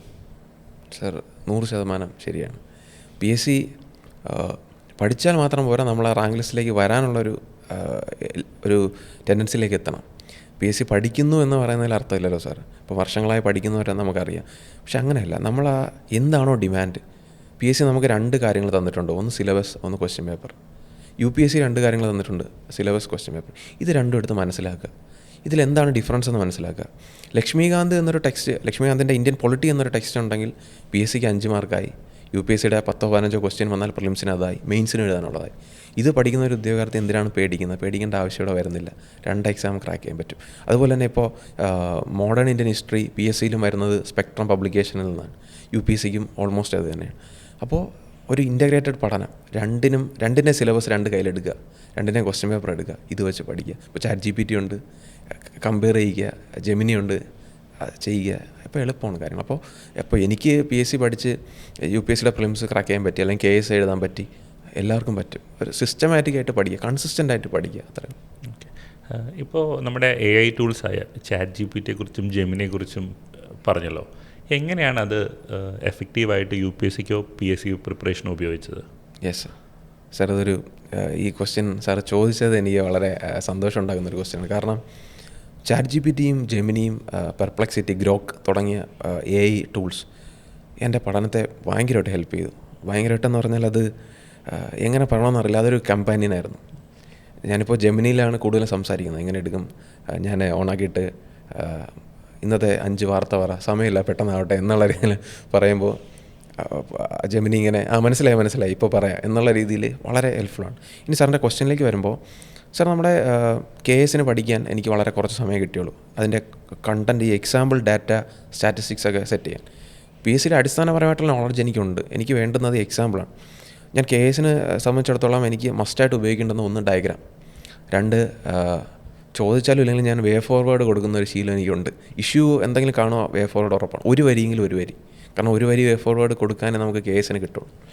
അപ്പോൾ ഇത് ChatGPT ആണ്. ChatGPT എന്ന് ഉദ്ദേശിക്കുന്നത് എല്ലാ AI ടൂളിനെയാണ്. ഞാൻ പറയാൻ എളുപ്പത്തിന് വേണ്ടി അങ്ങനെ ഉപയോഗിക്കുന്നതേ ഉള്ളൂ. കുറച്ചും കൂടി, അതായത് ഇപ്പോൾ സാർ കേരള എക്കോണമി എന്നൊരു കീവേഡ് കിട്ടുന്നു. അപ്പോൾ നമുക്ക് ആവശ്യം അതിൻ്റെ ഇഷ്യൂസ് സൊല്യൂഷനാണ്. ഇത് മാത്രമാണ് നമുക്ക് പഠിക്കേണ്ടത് ഒരു ആൻസർ റൈറ്റിങ്ങിന്. കാരണം ഇതേ ചോദിക്കുകയുള്ളൂ. ഇപ്പോൾ റെയിൽവേ എന്നൊരു കീവേഡ് സിലബസിലുണ്ട് സാർ, ഉണ്ടെന്നാണ് എൻ്റെ ഓർമ്മ, എനിക്കത് കറക്റ്റ് റീകളക്ട് ചെയ്യാൻ പറ്റുന്നില്ല. അങ്ങനെയാണെങ്കിൽ അതിൽ നിന്ന് വരുന്നത് റെയിൽവേ നേരിടുന്ന പ്രശ്നം എന്താണ് സൊല്യൂഷൻ, ഇതാണല്ലോ അടിസ്ഥാനപരമായ ക്വസ്റ്റ്യൻ. ഞാൻ നേരെ ഇത് ജെമിനിയിലോട്ട്, ChatGPTയിലോട്ട് ഇടും. ഞാൻ പറയും ഞാൻ ഇന്ന എക്സാമിനാണ് പഠിക്കുന്നത്. ഞാൻ സംസാരിക്കും, ഒരു പ്രോംപ്റ്റ് എഞ്ചിനീയറായി മാറുന്നൊരു സ്വഭാവം എനിക്കുണ്ട്. വളരെ ബുദ്ധിമുട്ടാണ്. പ്രോംപ്റ്റ് എഞ്ചിനീയറിംഗ് പഠിച്ചിട്ടൊന്നുമില്ല, ട്രയൽ ആൻഡ് എറർ ആയിട്ട് വരുന്നത്. അല്ല, ഞാനൊരു 2023 അവസാനത്തോടു കൂടി ഞാൻ ChatGPT ആയിട്ട് ചെയ്യുന്നുണ്ട്. ഇപ്പോൾ ഏകദേശം 2 വർഷം ആവുന്നു നമ്മുടെ ബന്ധം. അപ്പോൾ ആ രീതിയിലുള്ളൊരു, ഞാനിങ്ങനെ എൻ്റെ സ്വഭാവത്തിനനുസരിച്ച് അത് ട്രെയിൻഡായി വന്നിട്ടുണ്ട്. ഞാനിപ്പോൾ എന്ത് പറഞ്ഞാലും അതിനറിയാം ഞാൻ ഇങ്ങനെ ഒരാളാണ്, അപ്പോൾ എനിക്ക് വേണ്ടുന്നത് ഇങ്ങനെ കണ്ടൻറ്റാണ്. വെറുതെ ഒരു കണ്ടൻറ്റിൽ ഞാൻ സാറ്റിസ്ഫൈഡ് ആവില്ലെന്ന് അദ്ദേഹത്തിന് അറിയാം. അപ്പോൾ അദ്ദേഹം ഒന്ന് വിളിക്കുന്നത് സത്യം പറഞ്ഞാൽ ബഹുമാനം കൊണ്ടാണ് സാർ, കാരണം അത്രയും ഹെൽപ്ഫുള്ളാണ് ChatGPT. സാർ ഞാൻ പറഞ്ഞു വന്നത് റെയിൽവേ. അപ്പോൾ ആ ഒരു കീവേഡ് കൊടുക്കുന്നു, സൊല്യൂഷൻ കൊടുക്കുന്നു. പിന്നെ ഒരു ഡാറ്റ മസ്റ്റാണ്. ഇപ്പോൾ ഇന്ത്യയിൽ ഇത്ര % റെയിൽവേ സെക്ടർ GDPക്ക് കോൺട്രിബ്യൂട്ട് ചെയ്യുന്നത്, അതായിരിക്കും എൻ്റെ ഇൻട്രോ.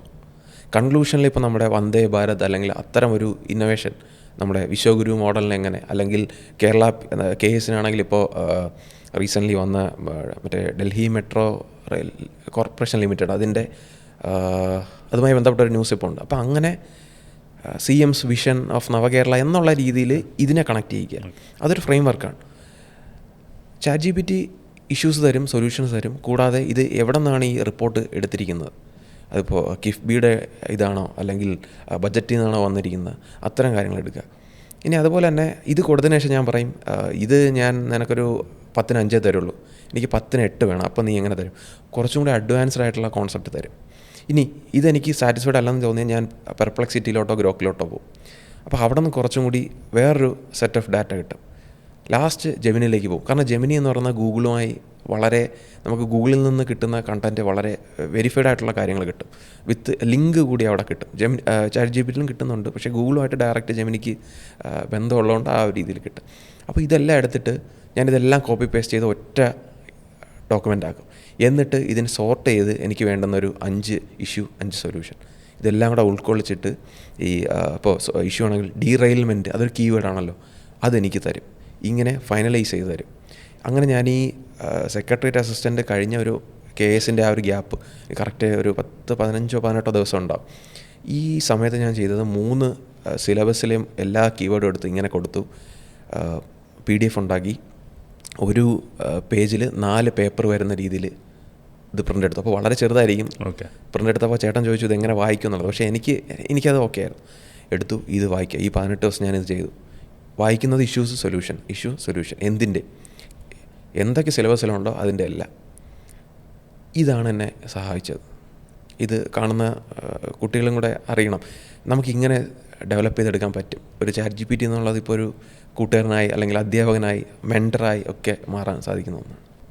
നമ്മുടെ കേസിൻ്റെ ഫൈനൽ സ്റ്റേജ് ഇൻ്റർവ്യൂ, എല്ലാവർക്കും അറിയാൻ ഒത്തിരി ക്യൂരിയോസിറ്റി ഉള്ളൊരു ഏരിയയാണ്. അപ്പോൾ ഈ കേസിൻ്റെ ഇൻ്റർവ്യൂ എത്ര സമയം ഉണ്ടായിരുന്നു, എന്തൊക്കെ ടൈപ്പ് ക്വസ്റ്റ്യൻസ് ആയിരുന്നു ദേവനോട് ചോദിച്ചിരുന്നത്? സാർ ഞാനൊരു ആളോട് സമയം നോക്കാൻ പറഞ്ഞിട്ടാണ് കയറിയത്, എൻ്റെ അടുത്തിരിക്കുന്ന ആളോട്. അപ്പോൾ അദ്ദേഹം പറഞ്ഞത് 12 മിനിറ്റാണെന്നാണ്. അപ്പോൾ എൻ്റെ ഇൻ്റർവ്യൂവിൽ ഇൻ്റർവ്യൂവിനെ കുറിച്ച് പറയാൻ ഞാൻ ആളല്ല, കാരണം എനിക്ക് ഇൻ്റർവ്യൂവിൽ മാർക്ക് കുറവാണ്. എനിക്ക് 31 മാർക്കാണുള്ളത്. അപ്പോൾ ടോപ്പ് വന്നിരിക്കുന്നത് 34ആണ്. 3 മാർക്കിൻ്റെ വ്യത്യാസം ഉള്ളെങ്കിലും അത് KSന് ഭയങ്കര വലുതാണ് ഈ ഒരു വേക്കൻസി ഉള്ള സാഹചര്യത്തിൽ.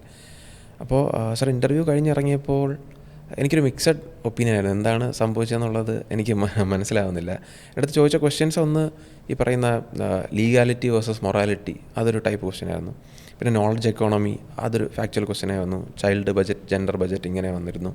പിന്നെ കോർ ഹിസ്റ്ററി, വുഡ്സ് ഡെസ്പാച്ച്, അത്തരം ക്വസ്റ്റ്യൻസ്. സാർ ഇങ്ങനത്തെ ക്വസ്റ്റ്യനുകൾ 12 മിനിറ്റേ ഉണ്ടായിരുന്നുള്ളൂ. എത്ര പാനൽ മെമ്പേഴ്സ് ഉണ്ടായിരുന്നു? Panel members sir total 6 ആളുകളുണ്ടായിരുന്നു.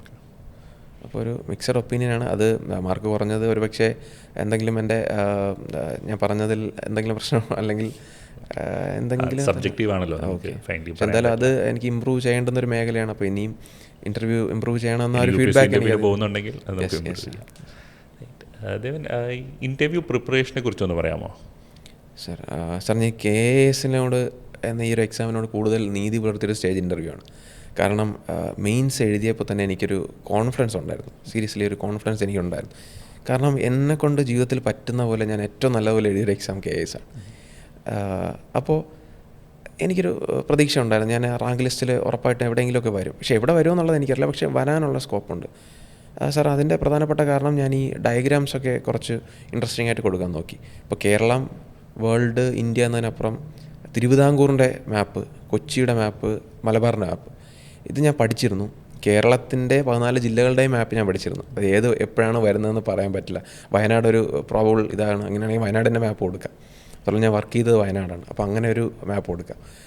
അപ്പോൾ എനിക്ക് തിരുവിതാംകൂറിൻ്റെ മാപ്പോടെ കൊടുക്കാൻ പറ്റി. അപ്പോൾ ഇങ്ങനെ ഒരു സാഹചര്യത്തിൽ എനിക്ക് കോൺഫിഡൻസ് ഉണ്ടായിരുന്നു. അതുകൊണ്ട് തന്നെ മെയിൻസ് റിസൾട്ട് വരുന്നതിനും കുറച്ച് നാൾ മുന്നേ ഞാൻ ഇൻ്റർവ്യൂ പ്രിപ്പറേഷൻ തുടങ്ങിയിരുന്നു. ബയോഡാറ്റ ആണല്ലോ നമ്മുടെ അടിസ്ഥാന ഒരു ഓൾമോസ്റ്റ് അല്ലെങ്കിൽ മോർ ദാൻ 50% ബയോഡാറ്റയാണ്.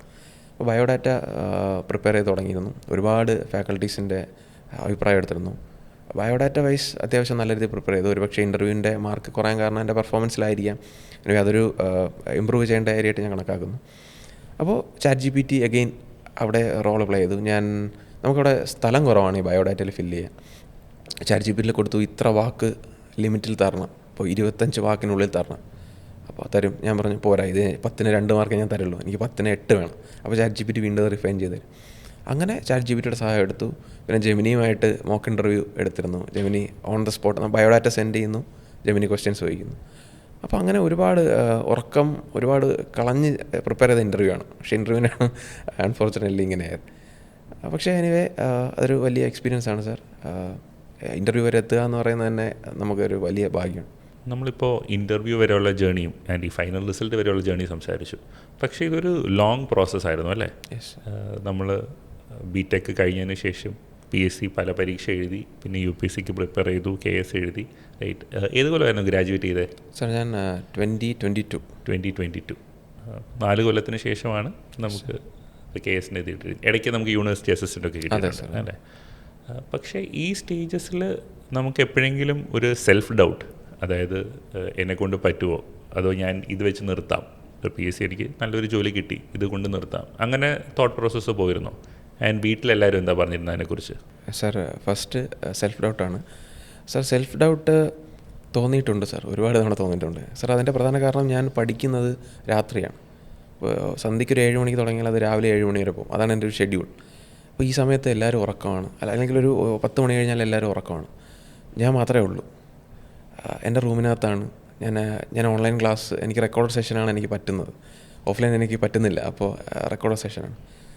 അപ്പോൾ ക്ലാസ് കാണുന്നുണ്ടെങ്കിലും ഇടയ്ക്കൊക്കെ തോന്നാറുണ്ട്. കാരണം ഒരു ജോലിയുണ്ട്, ജോലിയിൽ നിന്ന് ലീവ് എടുത്തു. അപ്പോൾ ഈ സമയത്ത് സ്വാഭാവികമായും സംഭവിക്കാവുന്ന ഒരുപാട് നഷ്ടങ്ങളുണ്ട്. എന്നും സെൽഫ് ഡൗട്ട് ഉണ്ട് സാർ. ഇപ്പോൾ റിസൾട്ട് വരുന്നതിൻ്റെ അന്ന് രാവിലെ പോലും ഞാൻ അമ്മയോട് കിട്ടുമോ എന്ന് ചോദിക്കും. അമ്മ കിട്ടുമെന്ന് പറയും. ഞാൻ പറയും കിട്ടൂലായിരിക്കും എന്ന് ചോദിക്കും. അപ്പോൾ കിട്ടും എന്ന് പറയും. അങ്ങനെ ഒരു മിനിറ്റിൽ ഞാൻ അണ്ടർ കോൺഫിഡൻ്റ് ആണെങ്കിൽ അടുത്ത മിനിറ്റിൽ ഞാൻ ഓവർ കോൺഫിഡൻ്റ് ആണ്. ചില സമയത്ത് ബാലൻസ്ഡ് ആണ്. അത് തീർച്ചയായും ഉണ്ട്. അത് എൻ്റെ ഒരുപാട് മെൻറ്റേഴ്സ് പറയുന്നത് പ്രോഗ്രസ്സിൻ്റെ ലക്ഷണമാണ് സെൽഫ് ഡൗട്ട് എന്നുള്ളത്. കാരണം നമ്മൾ ചെയ്യുന്ന കാര്യത്തിൽ നമുക്ക് തന്നെ ഒരു കറക്ഷൻ പോലെയാണല്ലോ അത് വർക്ക് ചെയ്യുന്നത്. സാർ, രണ്ടാമത് ചോദിച്ചത് വീട്ടിൽ സാർ സപ്പോർട്ട് എങ്ങനെയായിരുന്നു സാർ? ഇപ്പോൾ ഈ KS ക്ലിയറായ അല്ലെങ്കിൽ UPSC ക്ലിയർ ആവുന്ന കുട്ടികളിൽ എൻ്റെ ഫാമിലി തന്ന ഒരു സപ്പോർട്ട് കിട്ടുന്നൊരു ഫാമിലി ഉണ്ടോ എന്ന് എനിക്കറിയില്ല. കാരണം ഇതുവരെ എന്നോട് പഠിക്കുന്ന കാര്യത്തിൽ ഒരു എതിർപ്പും പറഞ്ഞിട്ടില്ല. അതിപ്പോഴും നല്ല കുട്ടിക്കാലം തൊട്ടേ അങ്ങനെ തന്നെയാണ്. അവരെന്നിലൊരു വിശ്വാസമുണ്ട്, പഠിച്ചോളും എന്നുള്ളൊരിത്. പഠിക്കാൻ ഞാൻ ഇൻട്രസ്റ്റ് കാണിച്ചിരുന്നു. അപ്പോൾ അതുകൊണ്ടും കൂടെയാണ്. വളരെ സന്തോഷം. അങ്ങനെ ഒരു കുടുംബത്തിൽ ജനിക്കുക എന്ന് പറഞ്ഞതാണ് ഒരുപക്ഷെ ഞാൻ ജീവിതത്തിൽ ചെയ്ത ഏറ്റവും വലിയൊരു ഭാഗ്യം എന്ന് പറയുന്നത്. അച്ഛനും അമ്മയും അനിയത്തി ഉണ്ട് എന്നല്ലേ പറഞ്ഞു? അനിയത്തി അനിയനുണ്ട്. അനിയത്തി അനിയനും പഠിക്കുകയായിരിക്കും അല്ലേ? അമ്മൂമ്മയും വീട്ടിലുണ്ട്. അമ്മൂമ്മയും വീട്ടിലുണ്ട്. അച്ഛൻ എന്താ ചെയ്യുന്നത്? അച്ഛന് കടയുണ്ട്. കിളിമാനൂർ പുതിയ എന്ന് പറയുന്ന സ്ഥലത്ത് ലോട്ടറി കടയാണ്. അച്ഛൻ ലോട്ടറി വിൽക്കുകയാണെന്ന് പറഞ്ഞു. അപ്പോൾ ലോട്ടറി എന്ന് പറയുന്നത് ഒരു ഭാഗ്യത്തിൻ്റെ കളിയാണ് അല്ലേ? അപ്പോൾ ദേവൻ എത്രത്തോളം ഭാഗ്യത്തിൽ വിശ്വസിക്കുന്നുണ്ട്, എസ്പെഷ്യലി ഇങ്ങനെ ഒരു UPSC പ്രിപ്പറേഷനോ KS പ്രിപ്പറേഷനോ ഒക്കെ? സർ, ഭാഗ്യം എന്നെ സംബന്ധിച്ച് ഒരുപാട് ഭാഗ്യം കിട്ടിയിട്ടുള്ള ഒരാളാണ് ഞാൻ. കാരണം ഞാൻ ഓൾറെഡി പറഞ്ഞ പോലെ അങ്ങനെ ഒരു കുടുംബത്തിൽ ജനിക്കുക എന്നുള്ളത് എൻ്റെ കൈ കൊണ്ട് ചെയ്യാൻ പറ്റുന്ന കാര്യമല്ല. അത് ഫസ്റ്റ് ഭാഗ്യം അത് തന്നെയാണ്.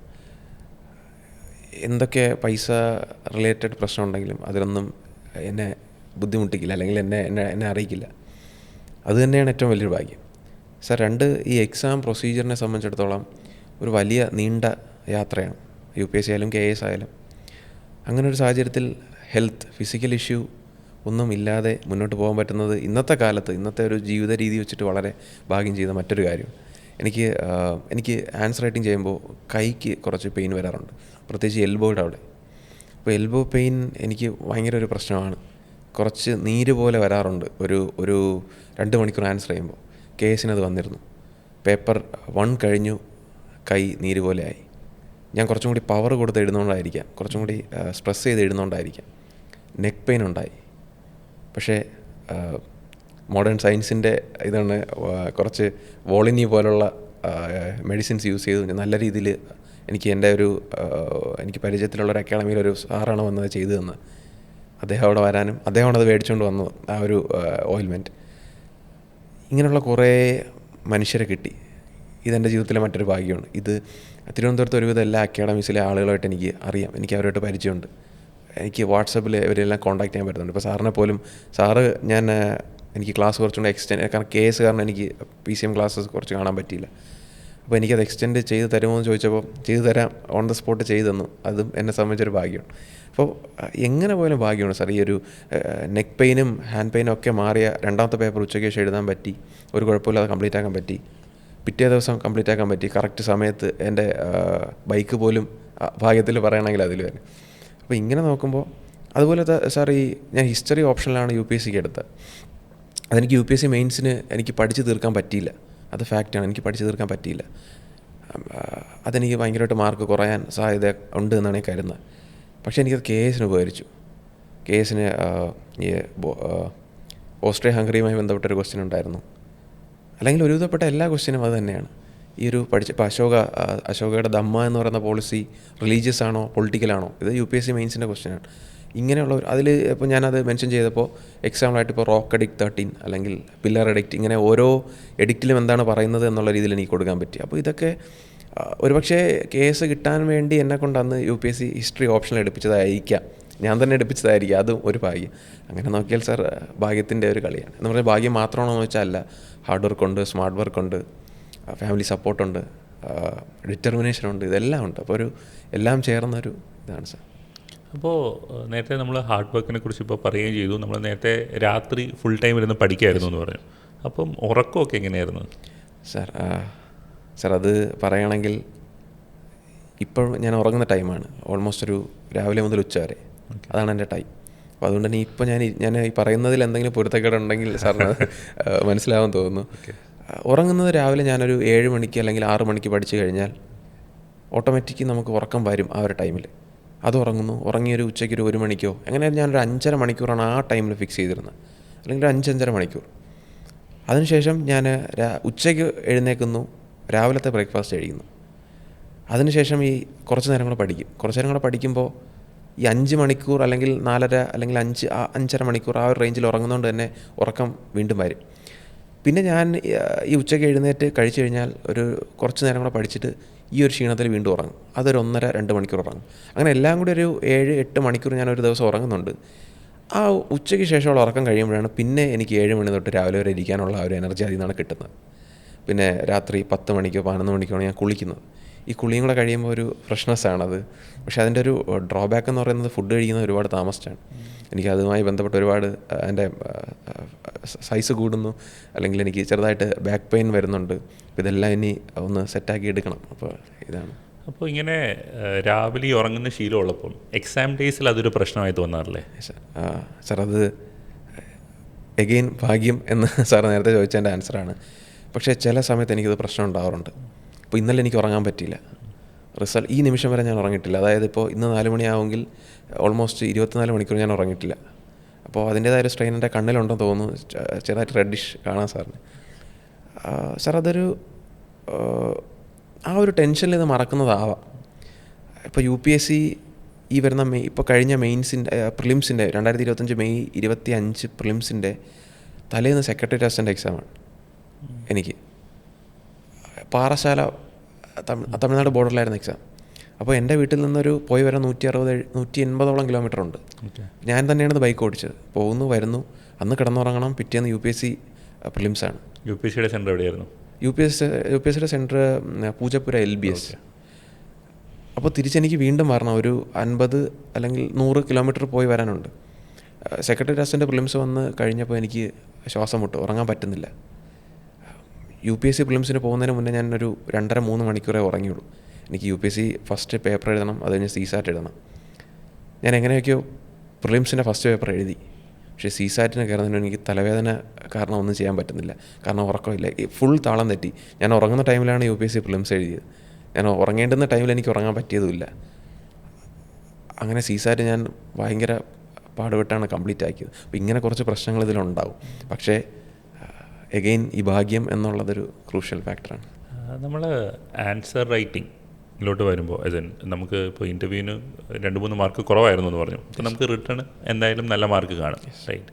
അപ്പോൾ എന്തായിരുന്നു ആ ആൻസറിലെ ഒരു കണ്ടൻറ് എൻറിച്ച്മെൻറ്റ്, അതായത് കൂടുതൽ മാർക്ക് കിട്ടാൻ ഉപയോഗിച്ച ടെക്നിക്സ്, അതിനെക്കുറിച്ചൊന്ന് സംസാരിക്കാമോ? സാർ, ഞാൻ ഈ എക്സാം എഴുതുന്നത് കേരളത്തിലെ ഏറ്റവും മികച്ച ഉദ്യോഗാർത്ഥികളോടാണ് എന്നൊരു ബോധം എനിക്കുണ്ടായിരുന്നു. അതിൽ ഞാനിപ്പോൾ നെയിം പറയുന്നില്ല, പക്ഷേ എനിക്കറിയാം ഞാൻ അവരോടാണ് കോമ്പീറ്റ് ചെയ്യുന്നത്. അവരൊരുപാട് എക്സാംസ് ക്ലിയർ ചെയ്ത ആളുകളാണ്, UPSC ഇൻ്റർവ്യൂ പോയിട്ടുള്ളവരാണ്. അപ്പോൾ അങ്ങനെയുള്ള ആളുകളോട് കോമ്പീറ്റ് ചെയ്യുമ്പോൾ എൻ്റെ കയ്യിൽ ആകെ ഉണ്ടായിരുന്ന ധൈര്യമാണ്, ഇവരോട് എനിക്ക് കോമ്പീറ്റ് ചെയ്യാൻ പറ്റും. ഒന്ന്, എൻ്റെ കയ്യിൽ നല്ല PSCയുടെ ഫൗണ്ടേഷൻ സ്ട്രോങ് ആയിരുന്നു. എനിക്ക് വേണ്ടുന്നത് ആൻസർ റൈറ്റിംഗാണ്. അത് ഞാൻ പല അക്കാഡമീസുമായിട്ട് കൊളാബറേഷൻ അതിലൂടെ പഠിച്ചു. 2, ഞാൻ ചെയ്തത് കുറച്ച് ഇന്നോവേഷൻ കൊണ്ടുവരണം. അപ്പോൾ എൻ്റെ പ്രധാനപ്പെട്ട ഹോബി എന്ന് പറയുന്നത് തന്നെ യൂട്യൂബിൽ ടോപ്പ് സ്ട്രോക്ക് കേൾക്കുക എന്നുള്ളതാണ്. ഞാൻ നിയമപരമായി തെറ്റാണ്, പക്ഷേ ഞാൻ ഈ ബൈക്ക് ഓടിക്കുന്ന സമയത്ത് ഒരു ഇയർബഡ് വെച്ചിട്ട് കേൾക്കാറുണ്ട് ക്ലാസ്. അതിനി എന്തെങ്കിലും പ്രശ്നമാകുമെന്ന് എനിക്കറിയില്ല. പക്ഷേ ഞാൻ വോളിയം കുറച്ച് ഇടത് ചെവിയിൽ വയ്ക്കും, കാരണം വലത് സൈഡിൽ കൂടെയാണ് വണ്ടി വരുന്നത്. ഇതിങ്ങനെ കേട്ട് എനിക്കൊരു ഐഡിയ ഉണ്ട്. പ്രത്യേകിച്ച് KS ടോപ്പേഴ്സിൻ്റെ ഒരുപാട് വീഡിയോസ്, ഇപ്പോൾ നമുക്ക് യൂട്യൂബിൽ 100 വ്യൂസിൽ താഴെയുള്ള ടോപ്പേഴ്സ് വീഡിയോസ് വരെ KSൻ്റെത് അവൈലബിളാണ്. ഞാനിത് കേൾക്കും, ഇതിരുന്ന് കേൾക്കും, നല്ല രീതിയിൽ ടൈം കൊടുത്ത് തന്നെ കേൾക്കും. കാരണം ഇതാണ് എൻ്റെ ഫസ്റ്റ് സോഴ്സ് എന്ന് പറയുന്നത് പഠിക്കാൻ. അപ്പോൾ എനിക്ക് മനസ്സിലായി സ്ഥലം കുറവായിരിക്കും. കാരണം ഫസ്റ്റ് കേസ് എക്സാം പോലെ തന്നെ സെക്കൻഡ് കേസിൽ നമുക്കറിയില്ല ഇനി എന്താണ് സംഭവിക്കുന്നത്. ഫസ്റ്റ് കേസിന് യെസ് ഷുവറാണ് അവിടെ ഒരു അൺസർട്ടനിറ്റി ഉണ്ട്. പക്ഷേ ആ അൺസർട്ടനിറ്റി PSC മനസ്സിലാക്കി എന്നുള്ളത് നമുക്ക് ഉറപ്പാണ്. ഒരുപാട് കംപ്ലയിൻറ്റ്സ് പോയിട്ടുണ്ട്. 5 മാർക്കിൻ്റെ ചോദ്യത്തിന് 3 മാർക്ക് എഴുതാനുള്ള സ്ഥലം, 3 മാർക്കിന് 5 മാർക്കിനുള്ള സ്ഥലം. ഇപ്രാവശ്യം അത് മാറുമെന്ന് ഞങ്ങൾക്ക് ഉറപ്പാണ്. അപ്പോൾ അവിടെ ചെന്ന് ഇരുന്ന് ആ ഒരു ആൻസർ ബുക്ക്ലെറ്റ് കൈ കിട്ടുന്നതും ഒരു 2 മിനിറ്റിനുള്ളിൽ എക്സാം തുടങ്ങും. അപ്പോൾ ഈ നോട്ടിഫിക്കേഷൻ അതിൻ്റെ പുറത്തുള്ള ഗൈഡ് ലൈൻസ് വായിച്ചു നോക്കുക. അപ്പോഴാണ് ഒരു ഐഡിയ കിട്ടുന്നത്. 20 ക്വസ്റ്റ്യൻ ഉണ്ട്, 2 മണിക്കൂറുണ്ട്. ഓക്കെ, 1 മണിക്കൂറിൽ 10 ക്വസ്റ്റ്യൻ തീർക്കണം, അടുത്ത മണിക്കൂറിൽ 10 ക്വസ്റ്റ്യൻ തീർക്കണം. ഇതാണ് ടാർഗറ്റ്. ഇത് ആ സമയത്തേ കിട്ടുള്ളൂ. പക്ഷേ ഇങ്ങനെ എന്ത് വന്നാലും നമ്മൾ ചെയ്യേണ്ടുന്ന കുറച്ച് കാര്യങ്ങൾ വീട്ടിൽ നിന്ന് പ്രിപ്പയർ ആയിട്ടാണ് വന്നത്. ഒന്ന്, സർ ഇന്നോവേഷനിലെ ഫസ്റ്റ് സ്റ്റെപ്പ് ഞാൻ 2 കളർ പെൻ ഉപയോഗിച്ചിരുന്നു. പോയിൻ്റ് എഴുതാൻ ബ്ലൂ കളർ ഉപയോഗിച്ചിരുന്നു, എക്സാംസ് ബ്ലാക്ക് കളറിൽ കൊടുത്തിരുന്നു. പക്ഷേ സാർ അത് എങ്ങനെ ഇവാലുവേഷൻ നടക്കുമ്പോൾ ബ്ലാക്ക് ആൻഡ് വൈറ്റ് ആണോ അവരുടെ കയ്യിൽ ഫാക്കൽറ്റീസിന് കിട്ടുന്നതെന്ന് എനിക്കറിയില്ല. പക്ഷെ ഞാൻ എൻ്റെ ഭാഗം ക്ലിയർ ആക്കുക എന്നുള്ളതാണ് ചെയ്തത്. 2, ഞാൻ മാപ്പ് പ്രിപ്പയർ ചെയ്തിരുന്നു. തിരുവിതാംകൂറിൻ്റെ മാപ്പ്. ഇപ്പോൾ തിരുവിതാംകൂർ എന്നൊരു ക്വസ്റ്റ്യൻ നമുക്ക് ഷുവറാണ്. തിരുവിതാംകൂർ എന്തുകൊണ്ട് 19-ാം നൂറ്റാണ്ടിൽ ധർമ്മരാജ്യമാണ് എന്നൊരു ക്വസ്റ്റ്യനുണ്ട്, ധർമ്മരാജ്യമായി എന്നൊരു ക്വസ്റ്റ്യനുണ്ട്. അല്ലെങ്കിൽ എങ്ങനെ എന്തുകൊണ്ട് അറിയപ്പെടുന്നു. 2, അന്നാചാണ്ടിയുമായി ബന്ധപ്പെട്ടൊരു ക്വസ്റ്റ്യനുണ്ട്. അപ്പോൾ അതിൽ തിരുവിതാംകൂർ നമുക്ക് അപ്ലൈ ചെയ്യാൻ പറ്റില്ല, പക്ഷേ ഡയഗ്രാംസ് അപ്ലൈ ചെയ്യാൻ പറ്റും. അന്നാചാണ്ടിയുടെ ഒരു കറേജ് എന്നുള്ള രീതിയിൽ ഡയഗ്രാംസ് കൊടുക്കാൻ പറ്റും. കാരണം കറേജാണ്, ഒബ്വിയസ്ലി കറേജിന് എക്സാമ്പിളാണ്. അല്ലെങ്കിൽ അന്നത്തെ ഒരു വിമൺ എംപവർമെൻറ്റിൻ്റെ എക്സാമ്പിളാണ്. ഇതിനൊക്കെ നമുക്ക് ഈ പറയുന്ന സർക്കുലർ ഡയഗ്രാംസ്, വെൻ ഡയഗ്രാംസ് കൊടുക്കാം.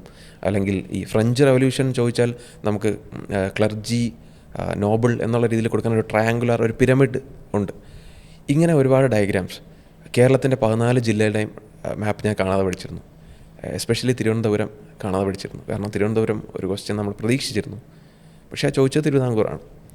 ഇന്ത്യയുടെ മാപ്പ്, വേൾഡ് മാപ്പ്, കേരള മാപ്പ്. അപ്പോൾ ബ്രിക്സിൻ്റെ ഒരു ക്വസ്റ്റ്യൻ ഉണ്ടായിരുന്നു. ബ്രിക്സ് പറഞ്ഞപ്പോൾ വേൾഡ് മാപ്പ് വരയ്ക്കുക, ബ്രിക്സിൽ നിലവിലുള്ള കൺട്രീസ് അടയാളപ്പെടുത്തുക, റീസെൻ്റ് അഡീഷൻ വന്നല്ലോ അത് സെപ്പറേറ്റ് മാർക്ക് ചെയ്യുക.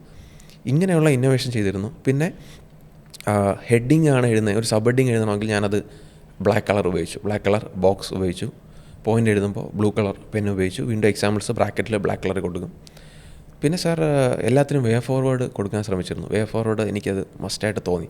കാരണം സിവിൽ സർവൻറ്റ്സ്, ബ്യൂറോക്രാറ്റ്സ് എപ്പോഴും ഒരു സൊല്യൂഷൻ കണ്ടുപിടിക്കുന്ന ആളുകളാണ്. മോസ്റ്റ് ക്വസ്റ്റ്യൻസിൽ നമുക്ക് സൊല്യൂഷൻ എഴുതേണ്ടതായിട്ടുണ്ട്. അപ്പോൾ അങ്ങനെ ചെയ്തു. കൺക്ലൂഷനിൽ എപ്പോഴും നമ്മുടെ ഗവൺമെൻറ്റിൻ്റെ തന്നെ ആശയങ്ങൾ, നവകേരള, അല്ലെങ്കിൽ ഇപ്പോൾ റീസെൻ്റ്ലി കോർപ്പറേഷൻ വികസിത് കേരള എന്നൊരു ആശയം പറയും. സാറേ ഇത് ഈ വരുന്നതിന് മുന്നേ എനിക്ക് അന്ന് എഴുതാൻ പറ്റി. ഞാനത് വികസിത് ഭാരത് എന്ന് UPSC എഴുതി ശീലിച്ചതുകൊണ്ട് എനിക്കത് വികസിത് കേരള എന്ന് എഴുതാൻ പാടില്ലായിരുന്നു. നവകേരള അല്ലെങ്കിൽ CM's വിഷൻ ഓഫ് നവകേരള, അങ്ങനെ ഒരു മോഡൽ കൊടുക്കാൻ പറ്റും. പിന്നെ എല്ലാത്തിനും തുടങ്ങുമ്പോൾ ഡാറ്റ കൊടുക്കുക, സ്റ്റാറ്റിസ്റ്റിക്സ് കൊടുക്കുക, ഇങ്ങനെയൊക്കെയാണ് ചെയ്തിരുന്നത്. ഇതാണ് കൊണ്ടുവന്ന ഇന്നോവേഷൻ. നമ്മൾ UPSC പോലെ ഒരു ഇൻട്രോ ബോഡി കൺക്ലൂഷനായിട്ട് എല്ലാം എഴുതാൻ പറ്റുമോ, അതോ ബോഡി കൺക്ലൂഷൻ മാത്രമേ ഉള്ളായിരുന്നോ? സാർ കഴിഞ്ഞ കേസ് പ്രകാരമാണെങ്കിൽ നമുക്ക് അതിനുള്ളൊരു സ്കോപ്പില്ല. പക്ഷേ ഇപ്പോൾ നമുക്ക് അതിനുള്ളൊരു സ്കോപ്പ് ഉള്ളതായിട്ടാണ് എനിക്ക് ഫീൽ ചെയ്തത്. ഇതെല്ലാം ആ എക്സാം ഹാളിൽ ഡിസൈഡ് ചെയ്യുന്ന കാര്യങ്ങളാണ്. ഓരോ പേജ് ഉണ്ട്, എത്ര ലൈൻസ് ഉണ്ടെന്ന് അറിയില്ല, എന്തായാലും ഒരു 10-15 ലൈൻസ് വരും തോന്നുന്നു. അപ്പോൾ 10-15 ലൈൻസ് ഉണ്ടെങ്കിൽ അവിടെ ഒരു ലൈനെങ്കിലും ഇൻട്രോ കൊടുക്കണമെന്ന് എനിക്ക് നിർബന്ധമുണ്ടായിരുന്നു. ഒരു ലൈൻ കൺക്ലൂഷൻ കൊടുക്കണമെന്ന് നിർബന്ധമുണ്ട്. അപ്പോൾ ഞാൻ അങ്ങനെ ചെയ്തിരുന്നു. ചില ഇൻട്രോ 2 ലൈൻസ് പോയിട്ടുണ്ടായിരുന്നു. അപ്പോൾ അങ്ങനെയും. എക്സാമിനേഷൻ ക്രാക്ക് ചെയ്യാൻ ഏറ്റവും ഇമ്പോർട്ടൻ്റ് ആയിട്ടുള്ള 2 സ്കിൽസാണ് ടൈം മാനേജ്മെൻറ്റും സ്ട്രെസ് മാനേജ്മെൻറ്റ്. റൈറ്റ്, നമ്മൾ ടൈം മാനേജ്മെൻറ്റിനെ കുറിച്ചും രാത്രി പഠിക്കുന്നതിനെ കുറിച്ചും ഒന്ന് സംസാരിച്ചു. ഈ സ്ട്രെസ്സ് എങ്ങനെയാണ് മാനേജ് ചെയ്തിരുന്നത്? യെസ് സാർ, സ്ട്രെസ് മാനേജ്മെൻറ്റിൻ്റെ ഉത്തരം ഒരു കാര്യത്തിൽ കോൺസെൻട്രേറ്റ് ചെയ്യാൻ പറ്റില്ല. ഒന്ന് ഫാമിലി. ഞാൻ വീട്ടിൽ നിന്നാണ് പ്രിലിംസിന് പ്രിപ്പയർ ചെയ്യുന്നത്, UPSC പ്രിലിംസിന്. അപ്പോൾ ഒരു 50 MCQ ചെയ്ത് കഴിഞ്ഞാൽ ഞാൻ നേരെ ഹാളിലേക്ക് പോകും. 50 എന്നുള്ള കറക്റ്റ് എണ്ണമല്ല, കുറച്ച് കഴിയുമ്പോൾ നമ്മൾ മടുക്കുമല്ലോ. അപ്പോൾ വീട്ടിൽ പോകുന്ന എൻ്റെ അനിയത്തിയുണ്ട്. ഞാൻ ഏറ്റവും കൂടുതൽ ബുദ്ധിമുട്ടിക്കുന്ന ഒരാൾ എൻ്റെ അനിയത്തിയാണ്. വെറുതെ പോകുമ്പോൾ ഒന്ന് തട്ടുക, അങ്ങനെയൊക്കെ ചെയ്യുമ്പോൾ അവൾ തിരിച്ച് അറ്റാക്ക് ചെയ്യുന്നു. ഇങ്ങനെ ഒരു രസം. അനിയനുണ്ട്, അനിയത്തിയും PSC ആസ്പിറൻസാണ്. അമ്മയുണ്ട്, അച്ഛനുണ്ട്. അപ്പോൾ ഇവരുടെ അടുത്ത് എല്ലായിടത്തും ഇൻട്രാക്ട് ചെയ്യുക. പിന്നെ എൻ്റെ ഫ്രണ്ട്സ്, എസ്പെഷ്യലി എൻ്റെ ഒരു കൂട്ടുകാരിയുണ്ട് കൃപ. അപ്പോൾ നമ്മൾ വീഡിയോ കോൾ ചെയ്യുമ്പോൾ ഇതിലൂടെ ഇംഗ്ലീഷ് പറയും. ഇംഗ്ലീഷ് എന്ന് പറയുന്നത് ഞാൻ ആർജിച്ചെടുത്തൊരു സ്കില്ലാണ്. ഇൻ്റർവ്യൂവിലൊക്കെ സംസാരിക്കണമല്ലോ. അപ്പോൾ ഇംഗ്ലീഷിൽ സംസാരിക്കുക എന്നുള്ളത് ഒരു 6-7 മാസമായിട്ട് ഡെയിലി ചെയ്യുന്നൊരു ഒരു പർപ്പസ് ഉണ്ട് അതിന്. മാത്രമല്ല അതൊരു സ്ട്രെസ് മാനേജ്മെൻറ്റ് കൂടിയാണ്. അത് നിരന്തരം നമുക്ക് സംഭവിക്കുന്ന കാര്യങ്ങളാണ്. ഇന്ന് എന്ത് ചെയ്തു, അല്ലെങ്കിൽ നാളെ എന്താണ് ചെയ്യുന്നത്, എന്താണ് പ്രോഗ്രാം, ഇങ്ങനെ ഞങ്ങൾ ഇൻട്രാക്ട് ചെയ്തു. അത് സ്ട്രെസ് മാനേജ്മെൻറ്റ്, അത് സ്ട്രെസ് ഓട്ടോമാറ്റിക്കലി മാനേജ് ആവും അതിലൂടെ. സർ, പിന്നെ ഞാൻ ജിമ്മിൽ പോകുന്ന ഒരാളായിരുന്നു. ഇപ്പോൾ പ്രിപ്പറേഷനുമായി ബന്ധപ്പെട്ട എല്ലാം നിർത്തിയിരിക്കുകയായിരുന്നു. പക്ഷേ ജിമ്മിൽ പോകുന്നു അല്ലെങ്കിൽ വർക്കൗട്ട് ചെയ്യുന്നു എന്നുള്ളത് ഒരു ആസ്പിറൻറ്റിന് ചെയ്യാൻ പറ്റുന്ന നല്ലൊരു കാര്യമാണ്. അത് ജിമ്മിൽ പോകണമെന്നില്ല, വീട്ടിലായാലും. സർ, പിന്നെ കരിക്ക് പോലുള്ള വെബ് സീരീസ് അത്ര ഇപ്പോൾ അതില്ല, പക്ഷേ പഴയ വീഡിയോസ് ഉണ്ട്. പിന്നെ സാർ, ഇൻ്റർവ്യൂവിൽ പറയാമോ എനിക്കറിയില്ല സാർ, മൈത്രേയൻ സാർ, അത്തരം വീഡിയോസ് എനിക്ക് വളരെ ഇഷ്ടമാണ്. അതായത് ഒരു രവിചന്ദ്രൻ സാർ, അപ്പോൾ അത്തരം വീഡിയോസ് ഞാൻ കാണാറുണ്ട്. അത് കുറേ പേഴ്സ്പെക്റ്റീവ്സ് തരുന്നുണ്ട് സാർ. അതോടൊപ്പം തന്നെ ഈ പറയുന്ന സ്പിരിച്വൽ അങ്ങനെയും ചിലത് ഞാൻ കാണാറുണ്ട്. ഒന്നിനോടൊരു എക്സ്ട്രീം ഇത് ഞാൻ പറയുന്നില്ല, പക്ഷേ യൂട്യൂബ് ഓട്ടോമാറ്റിക്കലി സജഷൻ തരുന്നുണ്ട്. ഇപ്പോൾ എന്നെ സംബന്ധിച്ചിടത്തോളം സാർ, നിങ്ങളൊരു കാര്യം ആഗ്രഹിച്ചാൽ യൂട്യൂബ് കൊണ്ട് തരും എന്ന് വിശ്വസിക്കുന്ന ഒരാളാണ് ഞാൻ. നമ്മുടെ ഒരു ഹിസ്റ്ററി അതിനറിയാം. ഇതെല്ലാം സ്ട്രെസ് മാനേജ്മെൻറ്റിൻ്റെ ഭാഗമാണ്. പിന്നെ ഞാൻ കുറച്ച് ചായ കുടിക്കുന്ന ഒരാളാണ്, അധികം കുടിക്കും. ചായ കുടിച്ചുകൊണ്ടായിരിക്കും പലപ്പോഴും പത്രം വായിക്കുക, MCQ ചെയ്യുക. ചിലപ്പോൾ ഒരു ദിവസം 3, 4, 5 അങ്ങനെയൊക്കെ പോകാറുണ്ട്. അതും എല്ലാം ഇതിൻ്റെ ഭാഗം തന്നെയാണ്. പിന്നെ ഞാൻ ക്ലാസ് കേട്ടുകൊണ്ട് നടക്കാറുണ്ട്, വീട്ടിന് ചുറ്റും നടക്കുന്നത് ഒരു ഫിസിക്കൽ ഫിറ്റ്നസ്സിന് വേണ്ടിയിട്ടാണ്. പക്ഷേ ഞാൻ ക്ലാസ് കേട്ട് പഠിക്കുന്ന ഒരാളായതുകൊണ്ട് എനിക്കത് ഒരു തരം മാനേജ്മെൻറ്റാണ്. പാട്ടുകൾ കേൾക്കാറുണ്ട്, ഇതെല്ലാം ചെയ്യാറുണ്ട്. നമ്മൾ ഒത്തിരി സംസാരിച്ചു, അത്യാവശ്യം സമയമായി. നമുക്ക് നമ്മുടെ ലാസ്റ്റ് ക്വസ്റ്റ്യൻ ക്ലീഷേഡ് ക്വസ്റ്റ്യൻ ആണ്, പക്ഷേ എല്ലാവർക്കും ഭയങ്കര യൂസ്ഫുൾ ആയിട്ടുള്ളൊരു ക്വസ്റ്റ്യൻ ആണ്. ദേവന് PSC ആസ്പിറൻസിനും KS ആസ്പിറൻസിനും കൊടുക്കാനുള്ള ഒരു അഡ്വൈസ് എന്തായിരിക്കും? അവരിപ്പോൾ സ്റ്റാർട്ട് ഓഫ് ചെയ്യുകയാണെന്ന് വിചാരിച്ചോ, അപ്പോൾ അവർക്ക് കൊടുക്കാനുള്ളൊരു അഡ്വൈസ് എന്തായിരിക്കും? സാർ, ഞാൻ ആദ്യം PSC ആസ്പിറൻറ്റിനെ പറയാം, ശേഷം സാർ, PSC ആസ്പിറൻറ്റ് എന്ന് പറയുമ്പോൾ എനിക്ക് ഏറ്റവും കൂടുതൽ റിലേറ്റ് ചെയ്യാൻ പറ്റുന്നത് KS എന്നതിനപ്പുറത്തേക്ക് PSC ആസ്പിറൻറ്റ് ഒരു normal 10th level 12th degree level പഠിക്കുന്നവരാണ്. 1-2 എക്സാമിന് ഫെയിലായി എന്ന് പറഞ്ഞ് നിർത്താതിരിക്കുക, അതാണ് എനിക്ക് പറയാനുള്ള ഫസ്റ്റ് തിങ്. നിങ്ങൾക്കുള്ള ഒരു റാങ്ക് ലിസ്റ്റ് അവിടെ വരുന്നുണ്ട്, അതിലേക്ക് കുറച്ച് സ്റ്റെപ്പും കൂടെ ഉള്ളൂ. ടൈം കൊടുക്കുക. ഇന്ന് നമ്മൾ കാണുന്ന പലരും, സക്സസ് ആയ പലരും ഒരുപാട് എക്സാം ഫെയിലായവരാണ്. അതൊന്നും നമ്മൾ അറിയുന്നില്ലെന്നേ ഉള്ളൂ, പക്ഷേ അങ്ങനെയാണ്, ആ പ്രോസസ്സ് അങ്ങനെയാണ്. ചിലപ്പോൾ ഒരു എന്തെങ്കിലും ഒരു 100 തവണ ഇൻപുട്ട് കൊടുക്കുമ്പോഴായിരിക്കും നമുക്ക് ആ കാര്യം കിട്ടുന്നത്, പക്ഷേ നമ്മൾ 99 അത് അവസാനിപ്പിക്കും. അങ്ങനെ സംഭവിക്കാതിരിക്കുക. നിങ്ങൾ SCRT പഠിക്കുക, NCRT വായിക്കുക. SCRT പഠിക്കണം, പക്ഷേ NCRT വായിക്കുക. ഭയങ്കര വ്യത്യാസമാണ് അത് തമ്മിൽ. SCRT പഠിച്ചേ പറ്റുള്ളൂ. PSC ആസ്പിറൻറ്റ് NCRT വായിച്ചിരിക്കുക, അതൊരു വാല്യൂ അഡിഷനാണ്. ഡിഗ്രി ലെവലിലേക്ക് വരുമ്പോൾ NCRTയും കൂടെ എല്ലാ പേജും ഒന്ന് കാണാൻ ശ്രമിക്കുക. ജോഗ്രഫിയിൽ ഓഷ്യൻ കറണ്ട് പോലുള്ള അല്ലെങ്കിൽ ഹിമാലയൻ പോലുള്ള കിട്ടുമെന്ന് ഉറപ്പുള്ള മേഖല ഇവിടെ ആയിരിക്കുക. സ്വയം വിശ്വസിക്കുക, നല്ല ഭക്ഷണം കഴിക്കുക, എക്സസൈസ് ചെയ്യുക, സന്തോഷമായിട്ട് പഠിക്കുക, അഭിമാനത്തോടു കൂടി പഠിക്കുക. ഇത്രയും ഡെമോഗ്രാഫിക് ഡിവിഡൻറ്റിൻ്റെ ഇത്രയും ഒരു പീക്ക് സ്റ്റേജിൽ ഈ ഒരു സ്റ്റെപ്പ് നിങ്ങൾ എടുത്തു വെച്ചിട്ടുണ്ടെങ്കിൽ നിങ്ങൾ ധൈര്യമുള്ള ആളുകളാണ്, നിങ്ങളെക്കൊണ്ട് പറ്റും. അതാണ് PSC ആസ്പിറൻറ്റിനോട് പറയാനുള്ളത്. ഇനി KSലേക്ക് വരുമ്പോൾ അഗൈൻ അതും PSC UPSC ആസ്പിറൻസ് തന്നെയാണ്. പക്ഷേ ആൻസർ റൈറ്റിംഗ് കൂടെ സെറ്റാക്കുക. ഈ പറഞ്ഞ കാര്യത്തിനോടൊപ്പം ആൻസർ റൈറ്റിംഗ് സെറ്റാക്കുക. നല്ല ഫാക്കൽറ്റീസിനെ കണ്ടെത്തുക. കുറച്ച് പൈസ ആയാലും ഒരു അക്കാഡമിയിൽ ചേരാൻ നോക്കുക. അത് ഓഫ്ലൈനായി പോകണമെന്നില്ല, ഓൺലൈനായിട്ടായാലും മതി. സംസാരിക്കുക ഫാക്കൽറ്റീസുമായിട്ട്. അവർ ഡോക്ടറേറ്റ് അല്ലെങ്കിൽ ഡോക്ടർ എന്ന പേരിൻ്റെ മുന്നിൽ വയ്ക്കുന്നില്ലെന്നേ ഉള്ളൂ. അവർ സൈക്കോളജിസ്റ്റാണ്, അല്ലെങ്കിൽ അവർ നിങ്ങളുടെ ഹെൽത്തിനെ കുറിച്ച് പറഞ്ഞു തരും, അല്ലെങ്കിൽ അവർ നിങ്ങളുടെ മെൻ്റൽ ഇഷ്യൂസ് പോയിൻ്റ് ഔട്ട് ചെയ്യും. എല്ലാവരുമായിട്ടും നിങ്ങളുടെ അഭിപ്രായങ്ങൾ പങ്കുവയ്ക്കുക.